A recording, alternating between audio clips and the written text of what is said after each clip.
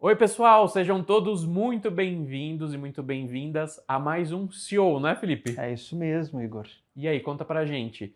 Já 3 programas gravados, como que foi aí o retorno? Já teve muita gente comentando com você sobre o CEO? Sim, teve. Eu agradeço, inclusive, a iniciativa. A gente tem trabalhado, né, em cima desses assuntos que são mais espinhosos dentro da nossa esfera corporativa, né, para ajudar você que está em casa, né, você que está nesse momento no trânsito, né, só ouvindo a gente, a desenvolver, a refletir algumas iniciativas que podem ser boas e benéficas para sua carreira também. É isso aí. Felipe, lembrando para quem está assistindo pela primeira vez o nosso programa, o CEO é uma coluna onde nós trazemos assuntos e temas, né, como o Felipe disse, empresariais, aqueles mais difíceis de lidar, vamos assim dizer, né? Verdade. Então a gente traz alguns temas para vocês e aí a gente debate, o Felipe traz o conhecimento que ele tem como CEO aqui na Inline, no InSpace, e a gente pode compartilhar com vocês esses conhecimentos, essas provocações, como eu costumo dizer, né? Esse quadro podia se chamar também Provocações, né? Mas aí a gente já Acho que a gente já existe em algum lugar um programa desse. Mas tudo bem. Felipe, eu trouxe para você hoje um tema, quero saber se você acha interessante a gente falar sobre alguns assuntos que envolvem o RH, certo? Então, a gente tem muitos assuntos aí de RH que estão bem na moda, muita gente está comentando bastante sobre eles. E eu queria trazer um tema específico aqui que eu acho interessante, quero saber da sua opinião sobre o tema que muita gente chama de a empresa humanizada. O que você entende, né, primeiro sobre essa questão? Conta pra gente um pouco aí a sua visão como CEO. Claro. Esse é um tema bastante difícil de falar, né? A gente tem, obviamente, né, os temores da gente opinar sobre esses temas, mas a gente também não pode fugir, né, à ideia de falar sobre ele, né? A gente, inclusive, Igor, teve recentemente um encontro de líderes na empresa em que nós fizemos uma exposição do que a gente acredita que é uma empresa humanizada e o que é uma empresa humanitária, né? Embora seja bem sutil essa diferença entre as duas formas de se falar a palavra humano, né? É, elas guardam muitas diferenças em relação ao que de fato são, né? O que a gente nota, né? Que os trabalhadores, de modo geral, têm buscado maiores e melhores condições para que eles possam exercer o seu trabalho profissional de uma maneira digna, de uma maneira adequada, de uma maneira com que faça com que eles se sintam valorizados. E a gente também tem a consciência de que muitas vezes, principalmente no nosso país, que vem, infelizmente, de uma estrutura ruim para o trabalhador, muita gente abusou da boa vontade dos empregados. Por outro lado, o que a gente também tem observado é uma espécie de militância contra o trabalho, né? O trabalho, né, ele é uma forma da gente também se reconhecer em sociedade, da gente também aplicar as nossas habilidades, os nossos dons, os nossos talentos em prol de alguém que está pagando o nosso salário, né?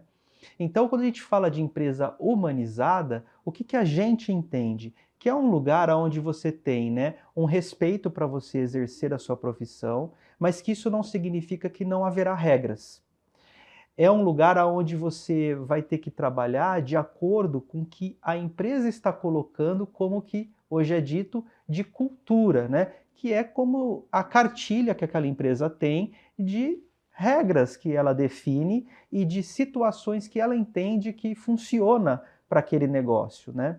Diferentemente é o que a gente vê de empresa humanitária, que aí já tem uma relação muito mais social, organizações não governamentais, o terceiro setor, né, que pode empregar aquele indivíduo e também tem mais tempo para conseguir fazer com que ele aprenda melhor, para que ele tenha, né, também um acesso que muitas vezes na família dele ele não pôde, para que a gente consiga quebrar com alguns privilégios e tenha então um pouco mais de construção social no nosso país, que a gente sabe que é algo bastante difícil. Então, o que a gente tem falado, principalmente nos nossos debates de liderança aqui na empresa, é que, olha, nós queremos sim construir um ambiente que seja melhor para todos, inclusive para mim.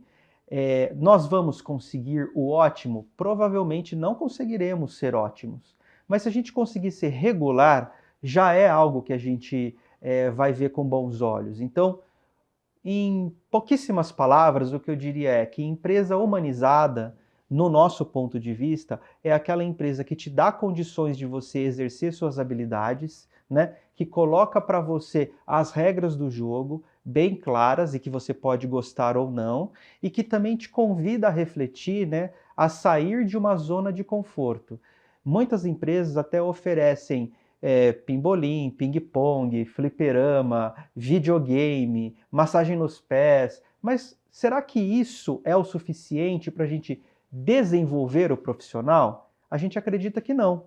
A gente acredita que isso pode se complementar se houver espaço, houver dinheiro para a empresa investir nesses pequenos entretenimentos, no cafezinho, depois do expediente, esse tipo de coisa. Pode investir.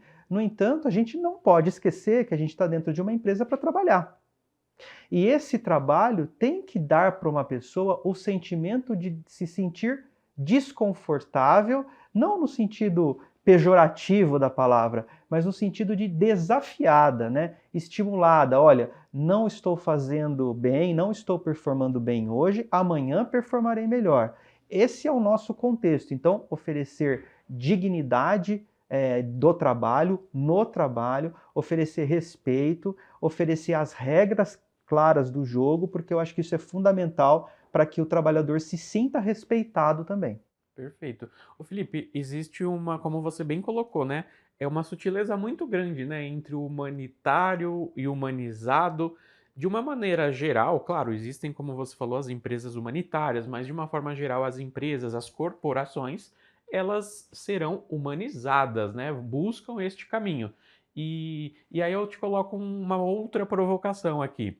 O que que você acha quando existe aquela colocação, eventualmente, de um colaborador, né? Por exemplo, a pessoa que trabalha lá no nosso departamento X está passando por uma dificuldade. A empresa precisa dar uma cesta básica, precisa aumentar o salário.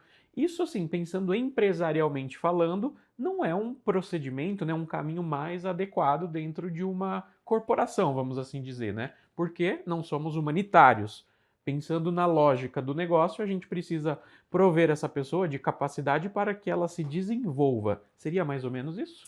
É, você sabe, Igor, que talvez uma das maiores dificuldades e desafios que a gente tem nos dias atuais, pensando em cenário Brasil, é a gente equilibrar a necessidade que as pessoas, infelizmente, têm, porque nós temos pouco incentivo governamental, muitos impostos nas empresas, né?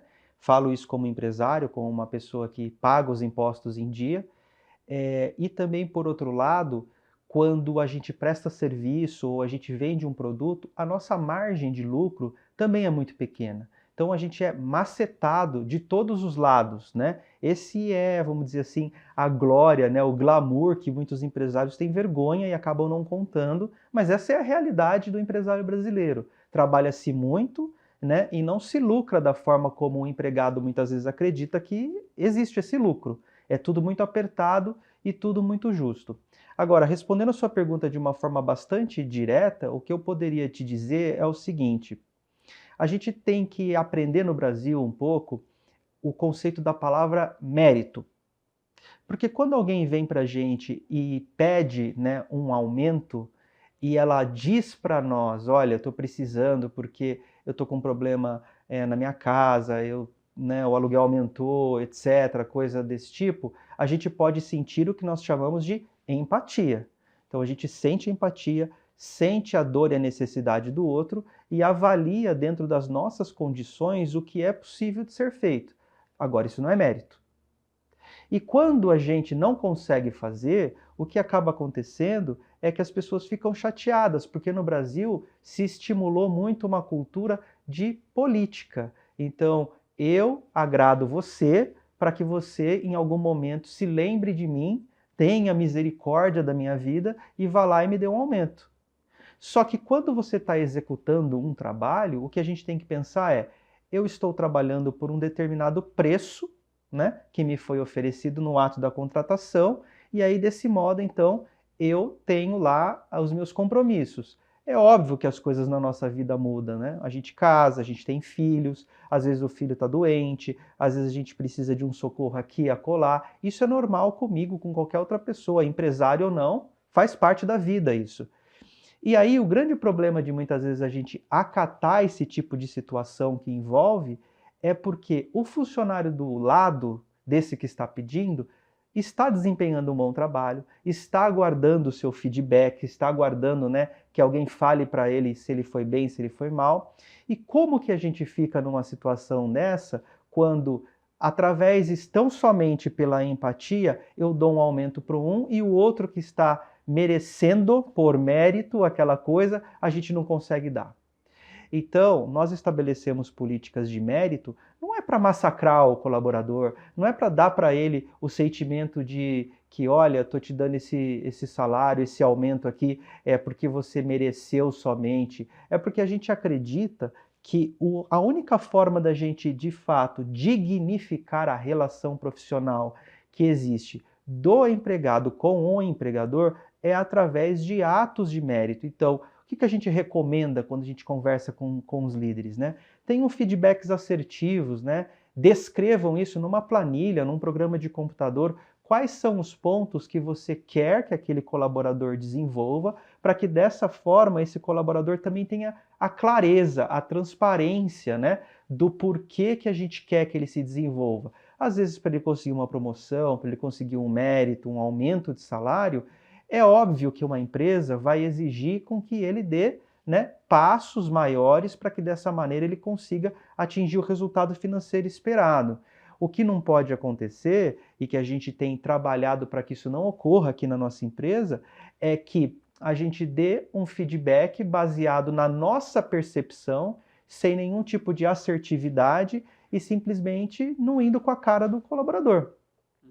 Eu acho que quando a gente não tem mais esse sentimento, né, de estar bem com aquele colaborador, o melhor que a gente pode fazer é a demissão. Porque, infelizmente, a demissão ela não é um ato somente ruim para o empregado, ele é ruim para o empregador também. É óbvio, né, não vamos aqui ser demagogos, que a parte mais frágil dessa relação sempre será o empregado. Mas não é bom também quando você está numa relação desgastada, quando muitas vezes já não funciona para aquele empregado e aquele empregado faz corpo mole, pratica o que a gente vê hoje em dia, que é a demissão silenciosa. Todo esse tipo de situação precisa também ter um remédio para que o grupo que está trabalhando ali também tenha a condição de falar: opa, nessa empresa aqui tem mérito, nessa empresa aqui, se eu não fizer dessa forma, não vai funcionar, eu provavelmente também serei desligado. Eu acho que isso cria para todos nós um senso de responsabilidade e um senso de profissionalismo que muitas vezes a gente não encontra ainda nas empresas brasileiras. Encontra, é verdade, nas multinacionais, encontra em empresas mais estruturadas, mas na sua grande maioria é basicamente agradar o patrão que vai fazer você ter esse emprego. E aí você como profissional, será que é assim que você quer manter uma relação? Será que é isso que vai fazer você se sentir realmente valorizado? Só fazer politicalha, para não dizer termos que a gente sabe que existem? Ou você quer ser reconhecido pelo seu mérito? Então, eu acho que a resposta melhor é: depende, é óbvio, a pessoa está passando necessidade, você vai dar um jeito de acolhê-la, né? De prestar um favor para ela. Agora, o que não pode, né, é o que muitas vezes acaba acontecendo, que a pessoa, ela diz ter a necessidade, mas quando você olha, porque ela também tem você nas redes sociais, ela está passeando, fazendo festas e às vezes está faltando até com a verdade. E aí realmente a gente não tem como cobrir esse tipo de situação. É muito interessante isso, né? Porque talvez a nossa forma, né, a nossa cultura, ela sempre nos faz olhar com um viés um pouco vitimista, talvez, da coisa. Eu acho que é um pouco da nossa história como um país mesmo, né? A gente sempre teve esse lado de que estão tirando algo da gente, então a gente tem uma relação ali que é realmente interessante de se olhar, né? Até que ponto o colaborador tem razão sobre aquilo que ele está exigindo, está solicitando, e até que ponto a empresa também tem razão, né, frente àquilo que está sendo colocado. É uma relação muito individual, né? Eu acho que cada empresa vai construindo essa relação e vai desenvolvendo essas formas de culturalmente enfrentar, né? E ter como um objetivo, enfim, como um mérito a ser entregue para o colaborador. Porque também acho que precisamos pensar que cada empresa vai entender o mérito uma coisa diferente, É né? verdade, é verdade.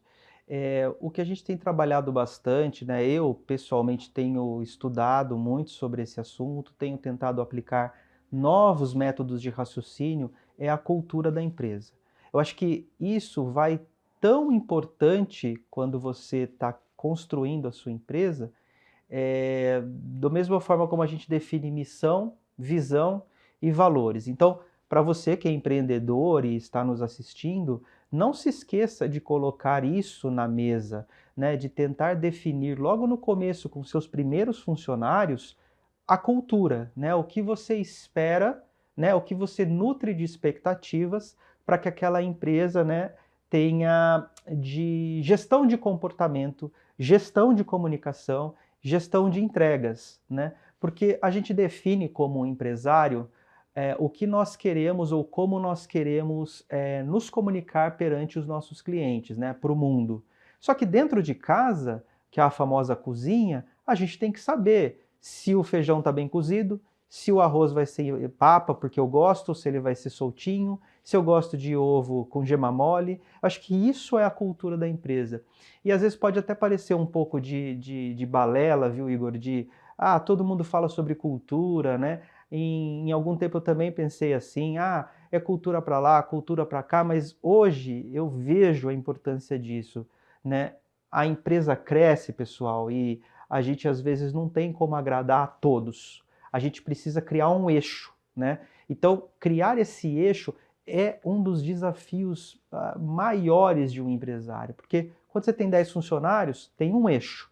Quando você tem 20, tem outro eixo. Quando você tem 50, é mais um eixo. Quando você tem 100 funcionários, você não tem bem regrado isso, você tem um problema seríssimo. Você vai ter funcionário insatisfeito, você vai ter funcionário você vai ter funcionário com rebelião, você vai ter funcionário que vai fazer fofoca no banheiro, você vai ter uma série de coisas que vão prejudicar a operação. Igor, não tem problema as pessoas falarem mal do chefe. Eu até acredito que hora de almoço é hora para falar mal do chefe, é hora para fazer piada, é hora para você dar uma esvaziada lá do teu estresse. Mas o que a gente precisa pensar é que a empresa precisa entregar um resultado. Então, resultado, mérito são questões muito relacionadas, muito próximas e que têm que fazer parte da identidade cultural daquela empresa. Senão, infelizmente, a solução é uma só. Aquela empresa vai fechar as portas se ela não tiver uma cultura muito bem alinhada com os interesses do que ela quer entregar para o mercado. Perfeito. E empresa que não funciona, que não entrega resultado, tá fadada ao fracasso. É verdade, a gente não tem muito como negociar isso, né? É, Às vezes a gente olha assim, né, empresas grandes e a gente fala assim, eu já fui assim, né? Nossa, meu sonho é trabalhar naquela empresa. Passa de carro, volta de carro. Meu sonho é trabalhar naquela empresa. E quando você entra na empresa e você começa a trabalhar, no começo, gente, é igual namoro, tudo é mil maravilhas, tudo é ótimo, o vale-refeição é bom, o salário é bom, a mesa é boa, tudo é novinho, a empresa tem processos, é tudo organizado. Com o passar do tempo, você vai percebendo que aquela empresa é uma empresa como outra qualquer. Ela tem seus defeitos, ela tem seus problemas, ela tem líderes bons, líderes ruins, tem líder que é bom para alguns, tem o mesmo líder é mal para outros. Tudo isso vai depender daquilo que a gente está construindo como empresa, né? E assim, a cultura, já dizia Peter Drucker, né? Come a estratégia no café da manhã. Então, a gente pode ter a melhor estratégia, o melhor segmento de proporção de venda, tentar prospectar, tentar fazer um bom marketing, tentar tudo na empresa. Se você não tiver uma cultura bem definida e pessoas que defendam esses pilares como seus próprios fossem, essa empresa vai ter problema e com certeza você que é empresário, você que é empreendedor, sabe muito bem do que eu estou falando. É difícil você conseguir consertar se você não manter uma gestão bem alinhada com esses propósitos. Muito bom, muito bom. É muito esclarecedor, né, para quem está pensando em empreender. Empreenda, gente. Eu acho que quem empreende sabe as dificuldades que uma empresa vive, não é? Muito. A gente, infelizmente, acaba quebrando a cara. Sabe que eu estava conversando outro dia lá em casa e uma das coisas que a gente pensou foi: nós erramos muito. E a gente só errou porque a gente não sabia como fazer. Porque não existe escola de empreendedorismo. A gente vê, né? Os cursos são importantes, as faculdades, as pós-graduações ensinam, eu fiz e tal. Só que, na verdade, quando você está empreendendo, é o teu negócio. São as situações que acontecem naquele dia. É aquele empregado que você confiava e que te trai. É aquele fornecedor que quer estrangular o seu preço. É aquela pessoa que muitas vezes não entrega, né, o insumo para você produzir. Como é que você vai lidar com isso, né? As faculdades não vão ensinar esse tipo de situação. Isso é na prática, é na pele, é na raça que a gente aprende, né? Então, empreender é um ato que envolve coragem, envolve muita fé, envolve persistência, né? E não importa. Às vezes a gente acha que, né, ter muito dinheiro é o suficiente para você empreender. Então, é como se você tivesse uma ideia, pudesse ir até um banco ou até os investidores, pegar todo aquele dinheiro do mundo e acreditar que somente o dinheiro vai resolver o problema. Não resolve. E te vê centenas de empresas que já nasceram ricas quebrarem após 5 anos porque a gestão foi errada, porque o produto não foi aderente ao mercado, o mercado rejeitou aquelas pessoas, rejeitou o produto. E a gente vê o contrário também. Empreendedor pequeno, sem dinheiro, empresta lá dinheiro no banco, vai pagando a dívida, vai fazendo empréstimo, paga um pouquinho, contrata profissional e ele vence. Então não tem uma fórmula de sucesso. O que existe, eu acho, é muito estudo, muita cautela, né? E muita análise que você tem que fazer. Acho que se você quer empreender, acho que a maior qualidade que você tem que ter é ser um bom analista, é identificar muito bem aonde você está pisando, né? E arriscar. Tem que arriscar, não tem jeito. Para empreender precisa arriscar. É isso aí. Felipe, para a gente já ir encaminhando aqui, ó, já estou vendo o nosso tempo ali, tá quase acabando já. Eu queria trazer um outro tema dessa questão das empresas que está sendo muito discutido também hoje em dia, que você já passou, já citou esse termo aqui hoje no programa, mas eu queria que a gente aprofundasse um pouquinho mais na questão da demissão silenciosa, né? Você poderia explicar para quem ainda de repente não ouviu falar desse termo, o que que significa a demissão silenciosa? E muita gente diz que é a nova praga do mercado, né? Se você concorda com isso ou não. Concordo, em gênero, número e grau. Demissão silenciosa, pessoal, nada mais é do que o corpo mole. Só que a gente também não pode falar corpo mole hoje em dia, então a gente usa termos apropriados para isso. A demissão silenciosa tem sido um problema nas organizações porque ela muitas vezes ela favorece essa animosidade que existe daquele empregado que não quer pedir demissão, porque ele quer receber os direitos trabalhistas dele, e ao mesmo tempo a empresa às vezes não tem condição de demiti-lo. Então, o que acaba acontecendo é você finge que trabalha e o empregador finge que acredita que você está trabalhando. E essa sensação, muitas vezes, ela é mal dimensionada no sentido de que ela se torna muito aumentada por conta de influências negativas que existem na internet e nas redes sociais. Então, hoje se tornou uma prática comum falar mal do chefe, se tornou uma prática comum você acreditar que todo mundo é opressor, se tornou uma prática comum a gente acreditar que trabalhar pouco é o sinônimo da felicidade e do sucesso, porque a gente não vê valor no trabalho, a gente vê valor naquilo que a gente ganha de dinheiro sobre o trabalho. E as pessoas querem, às vezes, ter profissão. Você já reparou que muitas vezes as pessoas só querem ganhar dinheiro? Isso é diferente de querer ter uma profissão. Então, a demissão silenciosa, às vezes, no caso dos mais jovens, eu acredito que ocorre por uma influência negativa que existe, né? Só que, desde que o mundo é mundo, né, desde a criação do mundo, todo mundo sempre trabalhou.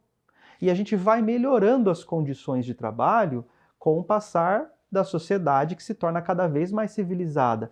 Mas a gente não pode esquecer que é um trabalho. O que é o trabalho, né? O trabalho nada mais é do que você apresentar aquilo que lhe foi determinado no prazo e na condição que te foi pedida. E só.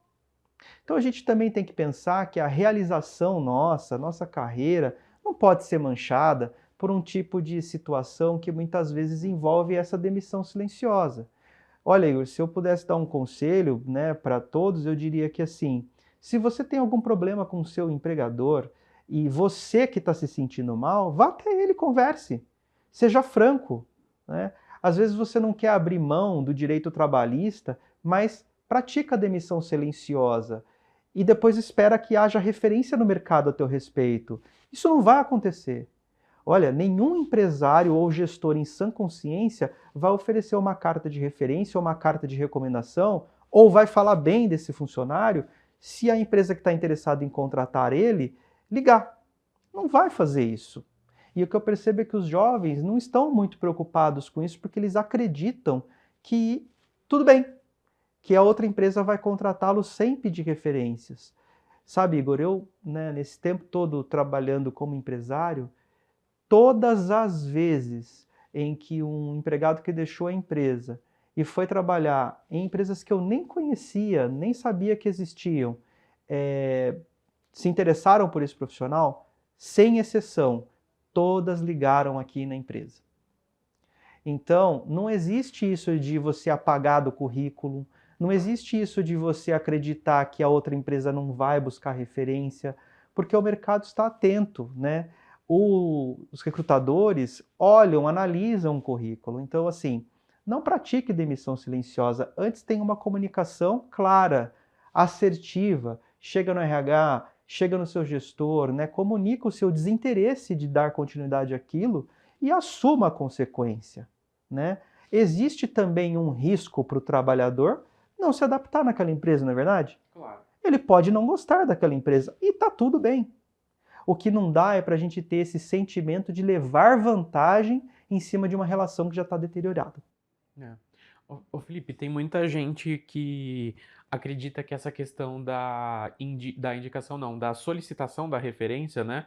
Ela é um hábito que não acontece no mercado, mas você acabou de dizer, né? É inevitável, as empresas elas se conversam. E isso é uma coisa que você precisa tomar cuidado, né? Porque às vezes você não entende, poxa, mas o que aconteceu naquele processo que eu participei? Fui tão bem, o que será que houve? Por que eu não fui aprovado? Faça um exercício de consciência. Será que as suas últimas passagens pelas últimas empresas foram boas a ponto de que alguém lá, o seu ex-gestor, pudesse te indicar, pudesse te dizer, legal, pode contratar que é um bom profissional? Pode morar aí a resposta de muitos nãos que você encontra na sua carreira. Então é uma coisa que você precisa estar atento, né? E de fato, a referência é muito importante, né? Quando a gente fala do mundo dos negócios, quando a gente fala. E não se esqueça, gente, você sempre vai ser a referência para alguém. Eu defendo muito, Igor, a ética, né? Então, acho que a gente tem que ser ético na elaboração de uma carta de referência, né? Então, o que a gente tem praticado na companhia, né? Imitando mesmo o padrão norte-americano, que eu acho um padrão excepcional de carta de referência, ao invés da gente oferecer uma carta de nada te desabone, se aquela carta padrão e todo mundo olhar aquilo e falar e deixar de lado, quando a gente tem um colaborador que sai da empresa, seja por qualquer motivo, e pede a nós uma carta de referência, o que a gente orienta RH, fala com o gestor, pergunta quais são as referências que aquele gestor tem, pede para ele colocar isso num pedaço de papel e liga para o nosso antigo colaborador e pede para que ele nos dê o nome da empresa, né, e o gestor que está contratando. Porque é ético. E aqui a gente tem uma preocupação muito com a ética. O que quero dizer com ética? É você colocar os pontos fortes, né, os pontos fracos e o que você acredita que aquele empregado pode melhorar. Eu já recebi, né, cartas desse tipo aqui na empresa e eu não deixei de contratar nenhuma pessoa com esse tipo de carta porque ela tinha pontos fracos. Sabe, Todo mundo tem. exato. Sabe aquela história de cite 3 defeitos e a pessoa fala, eu sou perfeccionista, eu sou teimoso, né? Isso não é defeito, né? Ser perfeccionista e teimoso é característica sua, né? Então, a gente precisa cortar um pouco dessa demagogia. A gente vê muito no LinkedIn os mentores, né, os gurus que falam sobre tudo, né, e tal. E a gente está longe de querer ser o sábio do Tibete.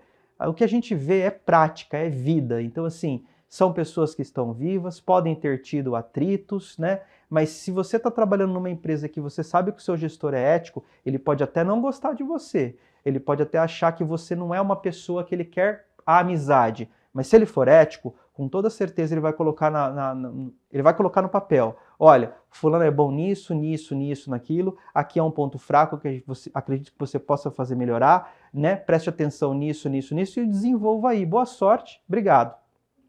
Quando a gente trabalha dessa forma, a gente começa a ter uma sociedade do jeito que a gente espera que ela seja. É isso. E, gente, vamos encerrando já, tá? O nosso tempo já tá ali no limite. E isso que o Felipe falou é muito legal pra gente pensar, pra encerrar esse programa aqui, né? Pense que você é uma parte da sociedade. Então, assim, se você tenta dar sempre um jeitinho nas coisas, não exija que a pessoa ao seu lado faça diferente. Você está fazendo o mesmo do que você disse que não gostaria que fosse feito, né? Então, são nesses pequenos comportamentos, aqui hoje a gente está falando de RH, né, Felipe? Então, são esses pequenos comportamentos, são essas pequenas valências que a gente precisa mudar em nós mesmos para sermos pessoas melhores e, por consequência, sermos profissionais melhores. A gente não consegue dissociar o profissional do pessoal. Somos pessoas que trabalham, não é? Então, assim, se você tem esses pontos a melhorar, se você recebe feedbacks, pense a respeito, pense com carinho. Você não precisa achar que está certo 100%, mas vale um exame, né? Vale uma autoanálise. Será que eu realmente estou fazendo isso? Será que eu realmente estou me comportando dessa forma? Eu acho que isso é o caminho para uma evolução profissional adequada. É isso aí, pessoal. Concordo em gênero, número e grau. E espero que tenha sido instrutiva essa conversa aqui com vocês. Nossa, eu sou bom, né? Eu acho que eu podia até trabalhar com RH. Deveria trabalhar com RH. Olha, já tô me sentindo um gestor de RH, né? Olha, gente, que interessante, tá vendo? Se vocês assistirem todos os CEOs, vocês vão ser assim também. Eu que nem sou um CEO, nem sou um gestor, já estou aprendendo também. Então é isso. Bom, terminamos aqui.